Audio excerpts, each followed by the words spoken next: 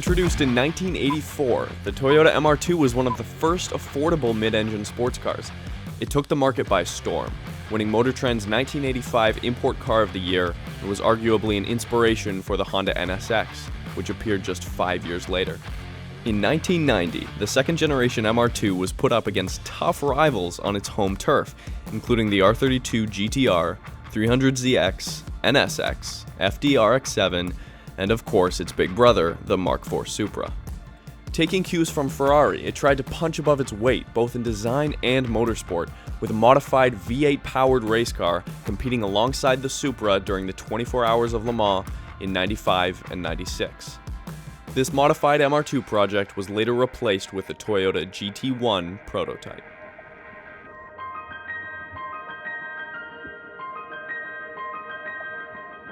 What is going on, you guys? Welcome back to the show. My name is Marcus, and with me is my good friend Alex. Hey guys. And today we are going to answer a very important question within the MR2 community. Is the AW11 a better driver's car than the SW20? What do you think, Alex? Have you ever driven an SW20? So I've driven a 5S powered SW20 before, so for those of you that don't know, that's the same motor that's in a Toyota Camry. So it's a 2.2 liter naturally aspirated motor. It's quite underpowered for the chassis, but I've never had the opportunity to drive a turbo one, so I'm looking forward to seeing what that one feels like. I'm very excited for you to drive my car, you know, minor modifications, and I've never driven a first-gen MR2. Yeah, I think you're gonna get a real kick out of driving this thing. It's completely bone stock. There's absolutely nothing done to it just to keep it eligible for collector status. So I think this is kind of the best example you could get for what it would have felt like to drive one of these off the showroom floor back in '86. Great. Well, yeah, let's hit the road and see which is the better driver's car. All right, sounds good.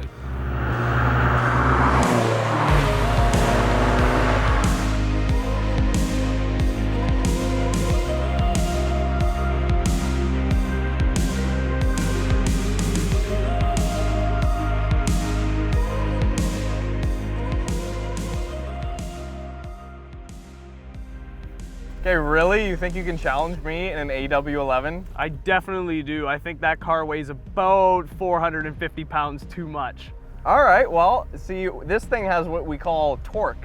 This thing has what we call effective rev range. Oh, wow, that's very, very scientific of you, Alex. Ooh, yeah, it's big words. I don't know what I'm saying. I just memorized them after I read them on the internet. You just know the car. I do. I know the car. All right, I like to think I know my car too. Yeah, I'm excited to drive it.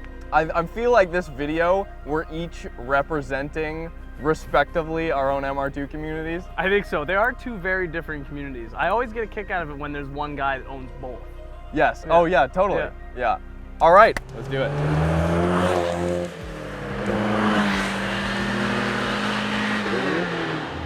All right, you guys, so I'm back in my SW20 Turbo. To recap, this is my 1994 SW20 MR2 GT-S. So this is the top of the line MR2 that Toyota ever made. It has a slightly different turbo than the US models. It has slightly different camshafts as well than the US models ever came with. I've owned this particular MR2 for the last 2 years, 2.5 years actually now, and I had one before that for another 2 years. So about 4.5 years of MR2 turbo ownership. Let's talk about power, okay? So obviously this has well more than double the horsepower of that AW11. My MR2 Turbo currently is running 286 wheel horsepower and 269 pound-feet of torque at the rear wheels. It has the VLSD, that's the viscous LSD. It kind of sucks, but I think that's because mostly of its age. So a little bit about me. I'm an automotive photographer and automotive journalist. I've been doing it for about 3 years now, and it's taken me all over the world, and I've managed to meet all sorts of different people. And Marcus is one of those people that I met very early on into doing it. Actually, we bonded over the fact that we were both local BC guys trying to start something of our own in the automotive industry, and at the same time, we both owned MR2s, albeit different generations. All right, so you guys have strong opinions on which generation MR2 you prefer, and that's exactly why we're gonna get you guys to vote, okay? So we are pairing up with Fan Mods, an automotive enthusiast app on the App Store, Android and Apple iOS. So basically, you go on the app, you can engage in battles with your friends and other cars and win points that can then be actually used for discounts on aftermarket parts. It's a really cool setup they got going on there. Bunch of new features constantly being added. That is pretty damn cool. So thank you so much, FanMods, for sponsoring this video and making it all happen. And supporting FanMods with you guys helps support the show. So if you want to go vote on whose car you like better, in particular my car or Alex's car, or even just in general, second gen or first gen MR2, hit up the link in the description or the QR code on screen right now to engage in that battle within the app.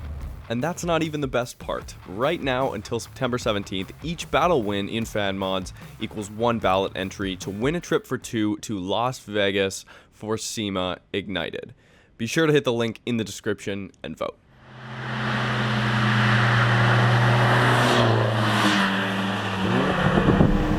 This car definitely lives for roads like this, uphill, downhill, whether it's windy or not. I don't know if you caught that there. There's just a little bit of oversteer as I got on the brakes coming around that corner. Anything that changes the weight bias of the car is super prone to affecting the way it drives. If you come on the brakes too aggressively into a corner, it's going to want to rotate on you. If you get on the throttle too hard as you exit a corner, it typically wants to understeer its way out of the corner. I think my favorite part about driving the AW11 MR2 is it's very easy to approach its limits, and that kind of makes you feel like a superhero when you're driving it. You feel the car want to rotate around you because the motor is the pivot point and it's so close behind you that you feel like you yourself as the driver are the rotation point of the car. And that dynamic alone is what sold the AW11 to me back when I drove the first one I did. But the power bands. This car is completely a mid-range car, okay? The turbo I have on here is a stock CT20B turbo that comes on the Gen 3 3S GTE from the factory. It does have a billet compressor wheel as well as a ported exhaust housing thanks to Campos down in LA. That being said, nothing is really too dramatically different from stock in this car. Yes, it has a full 3-inch exhaust, a standalone, and a billet wheel in the turbo. That's it. And I effectively took the car from 200 wheel horsepower to 286 wheel horsepower with those 3 modifications. Haven't touched the intercooler yet, haven't touched the intake. I mean, I'm gonna pick up a few more horsepower there. So the potential for modifications with the SW20 is much easier off the bat. I don't know, I have a certain love for this car that I don't think I will ever have for the AW11. This car, it looks more exotic. It caught my eye the moment I owned one. It looks more aggressive, much more aggressive than the AW11. And I'm not one for overly aggressive cars. I mean, when you flip up the headlights on this car, it's smiling at you. The SW20 smiles right back, just like the AW11, okay? So there are things that do carry over from that generation that were not lost with the SW20.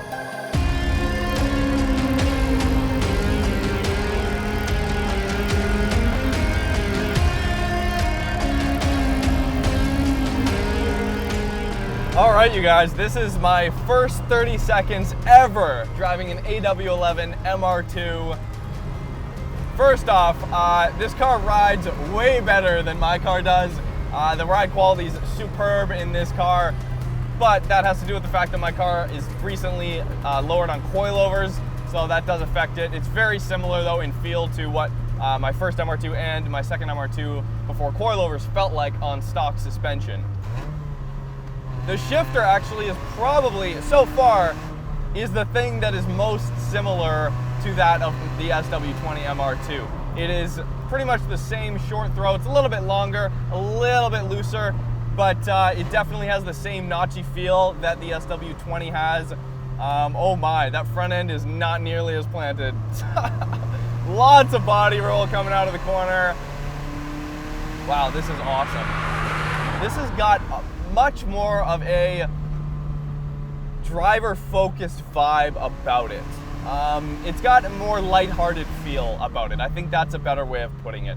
The inputs are extremely easy, but they're all very light. The steering is a little bit lighter in this car than it is the SW20, but then that's the thing. You can get away with telling people the numbers of the SW20 and kind of give them a sense of what the driving experience is going to be like. The numbers don't do this car justice at all. They actually, in fact, don't tell you anything about this car. I mean, there are a few 80s things that are very apparent here, namely the cassette deck with cassettes. Look at this. Look at all those colors. It's so 80s. What is that, Phil Collins? Oh, Alex, your car is hilarious.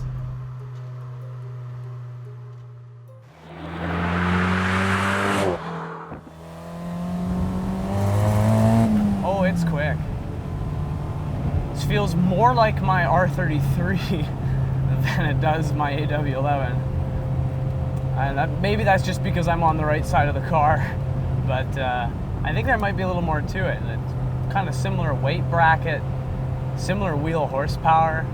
The only real difference is the fact that it's got the engine in the middle powering the rear wheels instead of the engine in the front powering the rear wheels. Yeah, that power comes on pretty smoothly, pretty immediate. It's a lot less peaky than what I remember the 3S GT being. And in the Caldina I drove, it was like an on-off switch when it came onto power. This is a lot smoother. There's a little bit of weight. These coilovers definitely are too aggressive for the street, but I can definitely get why somebody would want to go with them.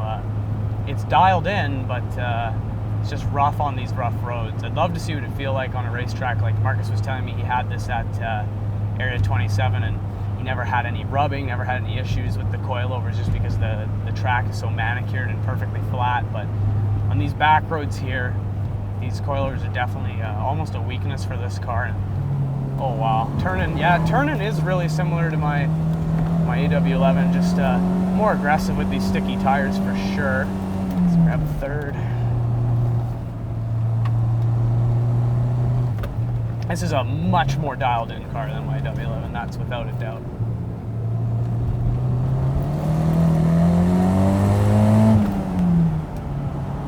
Oh, this is fun. Just gobs of power. This car is very much a top half of the power band kind of vehicle. It is a rev happy, kind of race inspired kind of vehicle for the street, whereas the MR2 Turbo is a torque monster. I mean, in terms of 4 cylinders, it really is. It's a mid-range car. Power kind of tapers off from 6 to 7,200 RPM. Lots of body roll, and those 185 tires, you feel the flex like nothing else. Of course, the limits of this car are much lower than the SW20, but the feedback at lower speeds is much higher in this car. You get a ton more feedback on the street in terms of grip and steering, and definitely the suspension load. That's the most prominent thing.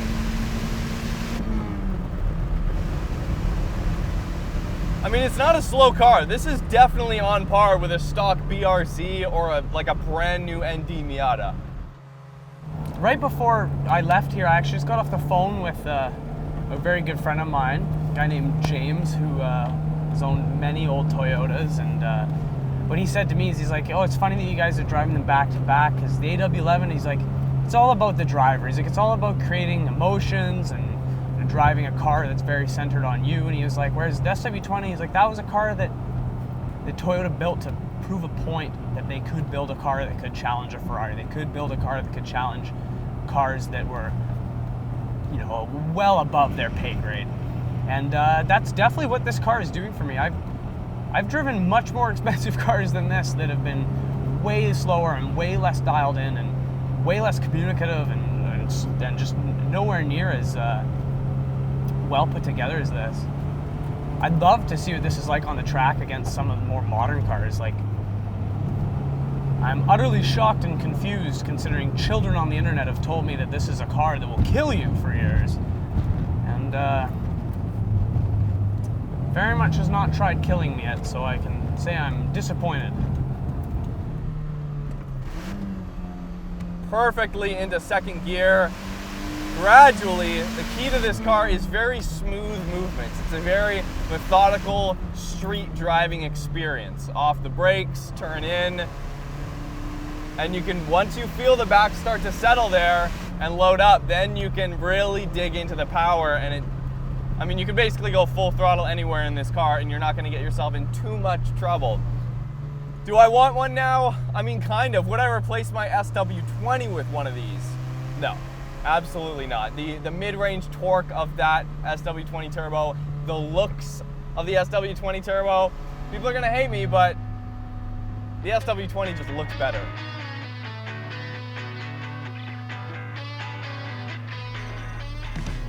Okay, dude, really? Phil Collins? Phil Collins, man, of course. You can't have a car from 1986 and not appreciate some 1986 classics. Honestly, I love it. Like, you have bought a pure 1980s sports car, and you are, it seems to me like you're fully embracing. Oh, for sure. It's the all 80s-ness. about filling in the era. That's what I did when I owned the Skyline. It was all about 90s stuff. Now that I'm in an 80s car, it's all about 80s stuff.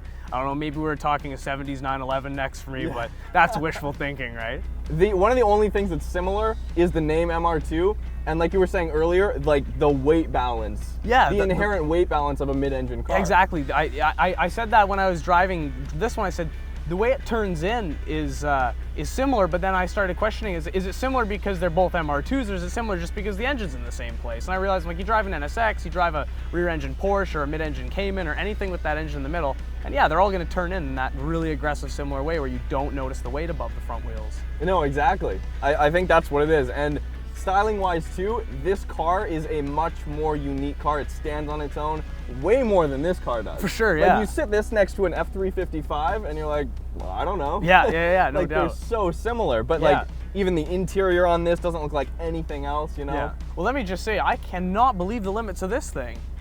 With the tires, the tune, and the coilovers, it's just, there's no way I'm gonna hit those limits on the street unless I'm absolutely breaking the law. Yeah, which we would never do. We would never do that. On no circumstances would we ever break the law. And the good thing is, in this car, you don't have to break the law. Like, you'll think, you'll be going through the corners maybe thinking you're about to get a ticket, but you're going like 50 or 60K. That's so true. And I think inherently, I think this car, I mean, I was laughing. I did have moments where I've been laughing in this car, you know? Yeah. And I think it does have a lot to do with, like, on center, there is a little bit more play in the steering here. And that speaks a lot, I think, to the decade that, you know, these cars are separated by. I don't know, it's just a lot more playful than this car, I'm gonna be honest. Yeah, no, I definitely get that. Like, this thing feels so focused and dialed in. It's kind of the antithesis of the AW11 almost. It's everything it isn't. It's focused, it's fast, it's dialed, it's a track car, It's fat. It's fat. It is heavy. You definitely do notice it is a heavier car. Mind you, it doesn't carry its weight the way some modern stuff would, but no, you definitely are feeling like you're in more car. It feels bigger, it feels more planted.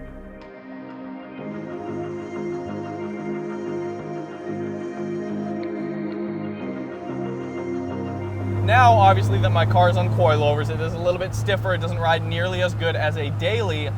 But I was just over at Area 27 doing Academy 27 performance driving school at the track over there, and I could not have been happier with the way my car performed. I put brand new tires on it, and it was flat. It was very flat through the corners, and I couldn't have asked for anything more out of the car. Power too, I mean, that's a very fast track at Area 27, fairly fast, very flowing, and I couldn't have asked for more power. I think this car, with the power level it's at, is basically perfect. So you can very slowly approach the limits of tire grip, of mechanical, just overall mechanical grip, suspension, unloading, loading up in the AW11 a lot more progressively than you can in the SW20. I feel like if you are going to be bitten by snap oversteer, it's going to happen in this car and not the AW11. But as far as unique cars go and how special a car, I think the AW11 is a much more special car. It's much more of a collector's car. And I feel like a lot of AW11 owners have become more attached to the driving experience to a certain extent because of the fact that it is a little bit more of a collector's vehicle than the SW20 or something. It feels more special, it does. And maybe some of them equate that directly to a more involved driving experience, which I wouldn't necessarily agree with. I don't think the AW11 has a more involved driver experience. I think it has a very different driver experience, and one that caters itself more towards the finesse and the very slow, deliberate movements. I mean, you can make a little bit more harsh, direct movements in this car and correct the car versus that car. When you're loading up the suspension and you're deep into the suspension travel on a hard corner, it's tough to correct if you've done something wrong. Yes, the 90s interior is not so special. The heritage of this car is not nearly as special. The AW11 was the beginning.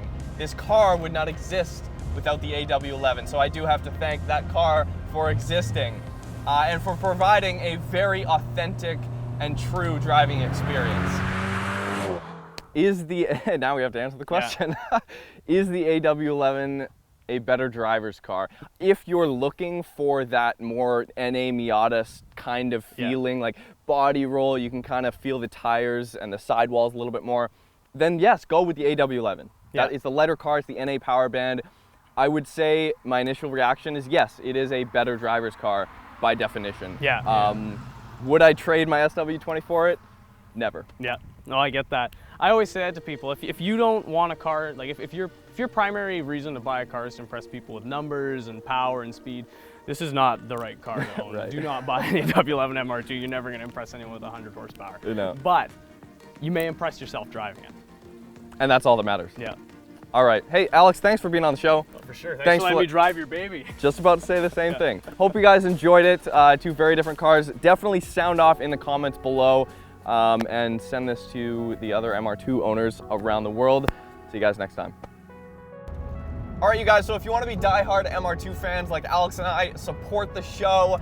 He is a diehard fan, and I am as well. That's why I have this awesome 3S GTE jet tag on my keychain, and we also have CNC machined carbon fiber tags for TRD, as well as this MR2 one right here. All right, you guys, so pick these up at the link below, roadsuntraveled.com/shop, and hit it up. You support the show, and you get some cool stuff in the process. Don't forget, you guys, to sound off in the comments below and hit the link in the description to go vote on which MR2 you like best in the Fan Mods app.